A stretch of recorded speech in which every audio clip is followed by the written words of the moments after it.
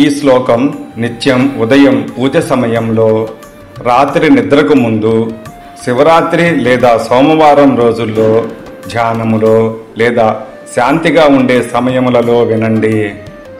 శాశ్వత శివ శాంతః సర్వవ్యాపీ మహేశ్వరః జ్ఞానస్వరూపః కళ్యాణో నిత్యానందః శశాంకదృక్. శాశ్వతుడైన శివుడు శాంత స్వభావుడు, సమస్తమునకు వ్యాపించి ఉన్న మహేశ్వరుడు. ఆయన జ్ఞానస్వరూపుడు, మంగళదాయకుడు, నిత్యానందమయుడు, చంద్రకళను అలంకరించిన వాడు. ఈ శ్లోకమును వినటం వలన వినేవారికి ఆత్మశాంతి కలుగుతుంది.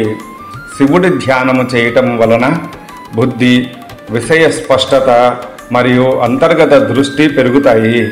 హృదయ సంబంధమైన ఆరోగ్య సమస్యలకు ఉపశమనం కలుగుతుందని తంత్రశాస్త్రం చెబుతుంది.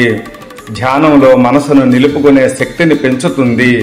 శివనామ స్మరణ వలన పాపములు తొలగిపోతాయి. సర్వే జనా సుఖినో భవ.